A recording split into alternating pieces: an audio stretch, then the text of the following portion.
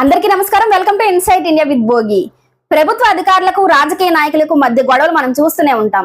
కానీ మహారాష్ట్రలో ఇప్పుడు ఒక సీనియర్ ఐఏఎస్ అధికారిపై జరిగిన చర్య దేశవ్యాప్తంగా చర్చనీయాంశమైంది. ఒక మంత్రి పిలిచిన వెంటనే మీటింగ్ కి వెళ్లేదన్న కారణంతో ఏకంగా ఒక ఐఏఎస్ అధికారిని ప్రభుత్వం సస్పెండ్ చేసింది. అసలు ఏం జరిగింది? ఆ అధికారి ఎవరు? ఇది ప్రజాస్వామ్యానికి మంచిదేనా? పూర్తి వివరాలు ఈ వీడియోలో చూద్దాం.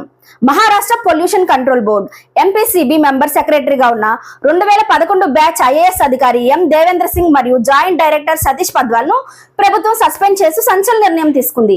దీనికి కారణం రాష్ట్ర పర్యావరణ శాఖ మంత్రి పంకజ్ ముండే గారు చంద్రపూర్ జిల్లాలోని కాలుష్యంపై చర్చించేందుకు ఒక ముఖ్యమైన సమావేశాన్ని ఏర్పాటు చేశారు.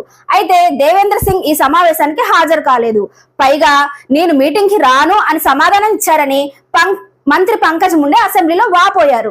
ఈ విషయం అసెంబ్లీకి చేరడంతో ఒక్కసారిగా దుమారం రేగింది. ప్రోటో స్పీకర్ దిలీప్ లాండే ఈ ఘటనపై తీవ్రంగా స్పందించారు. ప్రజల చేత ఎన్నికైన మంత్రులకు సమాధానం చెప్పాల్సిన బాధ్యత అధికారులకు ఉంది. ఇది ప్రజాస్వామ్యాన్ని అపహాస్యం చేయడమే అని పేర్కొంటూ 24 గంటల్లోగా వారిని సస్పెండ్ చేయాలని ఆదేశించారు.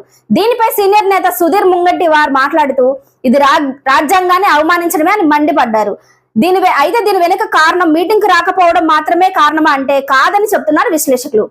మహారాష్ట్రలో ప్రస్తుతం ఉన్న కూటమి ప్రభుత్వంలో పర్యావరణ శాఖ బీజేపీ నేత పంకజ్ ముండే చేతిలో ఉంది. కానీ పొల్యూషన్ బోర్డు చైర్మన్ సిద్ధేష్ కదం, ఏకనాథ్ షిండే శివనాథ్ వర్గానికి చెందినవారు. ఈ అధికారుల సస్పెన్షన్ వెనుక కూటమిలోని పార్టీల మధ్య ఉన్న అంతర్గత విభేదాలు కూడా ఒక కారణం కావచ్చని రాజకీయ వర్గాల్లో చర్చ నడుస్తుంది. అధికారులు రాజకీయాలకు అతీతంగా పనిచేయాలి, కానీ మంత్రులకు జవాబుదారీగా ఉండడం వారి ప్రాథమిక విధి. మరి సస్పెన్షన్ మిగిలిన అధికారులకు ఒక హెచ్చరికలా మారుతుందా, లేక రాజకీయ ఒత్తిళ్లకు నిదర్శనమా? మీ అభిప్రాయాన్ని కమెంట్ లో తెలియజేయండి. మరిన్ని లేటెస్ట్ అప్డేట్స్ కోసం మా ఛానల్ సబ్స్క్రైబ్ చేయండి. Thank you for watching.